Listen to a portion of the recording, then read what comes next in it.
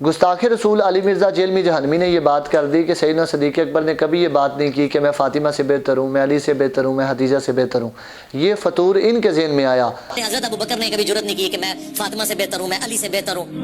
میں خدیجہ سے بہتر ہوں۔ ان کے دماغوں میں یہ فطور ہوتے ہی نہیں تھے، ان کے دماغوں میں یہ فطور ہوتے ہی نہیں تھے۔ میں نے کہا سیدنا صدیق اکبر کی افضلیت کا عقیدہ فطور ہے، اگر خدا نہ خواستہ اس کو وہ فطور سمجھتا ہے تو یہ بات تو سب سے پہلے رسول اللہ نے فرمائی ہے اور حدیث مبارکہ موجود ہے۔ حضرت ابو ہریرہ رضی اللہ تعالیٰ عنہ روایت کرتے ہیں، آپ فرماتے ہیں سرکار جان عالم صلی اللہ علیہ وسلم نے فرمایا ابو بکر تمام زمین والوں میں، آسمان والوں میں، اور پھر فرمایا پہلوں میں اور اگلوں میں، سب میں انبیاء اور رسولوں کے بعد سب سے افضل ہے۔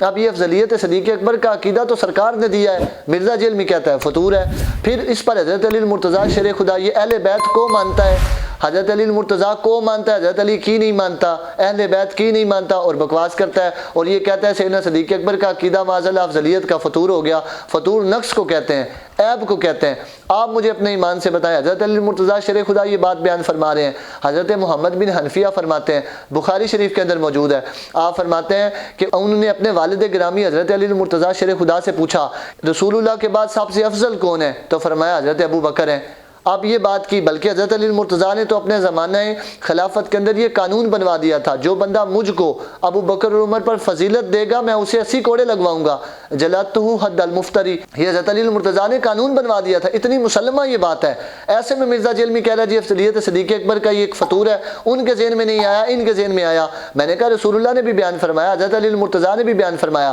پھر اس کے بعد یہ حضرت عبداللہ بن عمر سے یہ حدیث مبارکہ میرے پاس سنن ابی داؤد موجود ہے، اس کے اندر یہ حدیث مبارکہ ہے۔ حضرت عبداللہ بن عمر فرماتے ہیں کنا نقول فی زمان النبی صلی اللہ علیہ وسلم، ہم رسول اللہ کے زمانے کے اندر یہ بات کیا کرتے تھے، لا نادلو بی بکر احدا، ابو بکر رضی اللہ تعالیٰ عنہ کے برابر ہم کسی صحابی کو اہل بیت کو نہیں سمجھتے تھے۔ پھر یہ اگلی بات دوسری حدیث مبارکہ فرمایا کنا نقول و رسول اللہ حی، ہم رسول اللہ صلی اللہ علیہ وسلم کی ظاہری زمانہ اقدس کے اندر یہ بات کیا کرتے تھے، حضور سامنے موجود تھے، ایک ہوتا ہے بعد میں، حضور کے زمانہ اقدس کے اندر ہم یہ فضیلت دیا کرتے تھے، کیا افضل امت النبی جی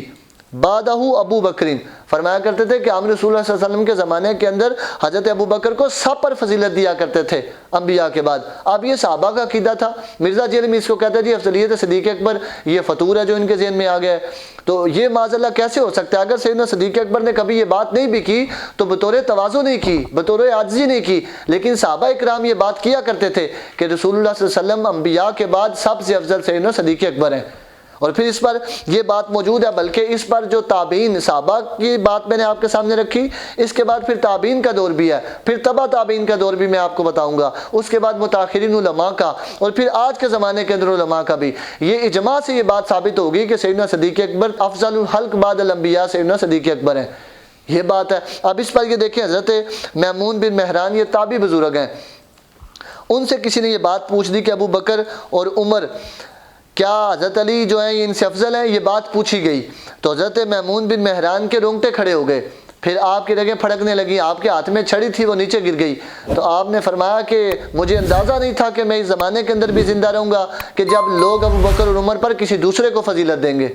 یہ تابعین کا دور ہے، امام اعظم ابو حنیفہ رحمۃ اللہ تعالی علیہ بھی تابعین کے دور کے اندر ہے۔ آپ سے کسی نے پوچھا بتائیں کیا اہل سنت کی نشانی کیا ہے؟ تو آپ نے فرمایا اہل سنت کی نشانی یہ ہے کہ انبیاء کے بعد سب سے زیادہ افضل جو ہے وہ ابو بکر اور عمر کو جانا جائے، فرمایا یہ اہل سنت کی نشانی ہے۔ اور پھر اس کے بعد یہ تابعین کا دور اور تبع تابعین کے دور میں امام شافعی رحمۃ اللہ تعالی علیہ، آپ رحمۃ اللہ تعالی علیہ نے اس پر اجماع نقل کیا، صحابہ کا بھی اور تابعین کا بھی، فرمایا سب سے افضل ذات سیدنا صدیق اکبر کی ذات ہے۔ پھر امام اہل سنت امام ابو الحسن اشعری رحمۃ اللہ تعالی علیہ، آپ رحمۃ اللہ تعالی علیہ نے اس پر صحابہ کرام کی طرف سے تابعین اور تبع تابعین کی طرف سے اجماع نقل کیا کہ یہ اہل سنت کا عقیدہ ہے کہ ابو بکر صدیق رضی اللہ تعالی عنہ آپ تمام صحابہ میں سب میں جو ہے انبیاء کے بعد سب سے افضل ہیں۔ اب یہ عقیدہ ہے، اور مرزا جیلمی بدبخت کہتا ہے فطور ہے۔ اب اتنے علماء بزرگان دین صحابہ کرام اولیاء اور تابعین سارے اس بات پر اکٹھے ہیں، اب مرزا جیلمی کہتا ہے جی یہ فطور ہے۔ اگر سیدنا صدیق اکبر نے یہ بات نہیں بھی کی تو بطور عاجزی نہیں کی۔ حجت الاسلام امام غزالی رحمۃ اللہ تعالی علیہ نے، آپ نے قواعد العقائد کے اندر یہ بات نقل کی، آپ دیکھ سکتے ہیں، آپ نے اس کے اندر یہ بات لکھی کہ ہمارے نزدیک صحابہ کرام کی فضیلت ان کی خلافت کی ترتیب پر ہے کہ حضرت صدیق اکبر سب سے پہلے ہیں، وہ سب سے افضل ہیں، پھر حضرت فاروق اعظم ہیں، پھر حضرت عثمان غنی ہیں، پھر حضرت علی المرتضیٰ ہیں. یہ امام اعظم ابو حنیفہ نے بھی یہ بات کی ہے. ان کے بعد متاخرین علماء جو ان کے بعد آ رہے ہیں ان میں پھر حضرت امام عسقلانی ہیں، امام کستلانی ہیں، ملا علی قاری ہیں، ان سب نے یہ بات لکھی کہ افضلیت صدیق اکبر پر اجماع ہے. اور پھر اگلی بات حضرت شاہ عبدالعزیز محدث دہلوی رحمۃ اللہ تعالی علیہ کے بارے میں یہ بات لکھی کہ ابو الحسین نوری رحمۃ اللہ تعالی علیہ یہ بات کیا کرتے تھے کہ شاہ عبدالعزیز محدث دہلوی فرمایا کرتے تھے صدیق اکبر کی افضلیت جو ہے یہ قطعی ہے، یہ بات کیا کرتے تھے. اعلیٰ حضرت بریلوی نے فتاوی رضویہ شریف کے اندر یہ بات لکھی. آپ فرماتے ہیں کہ حضرت سیدنا صدیق اکبر کی افضلیت پر اجماع قطعی ہے، اور یہ بات کیا کرتے تھے اور فرماتے تھے جو اس کا منکر ہے وہ گمراہ ہے.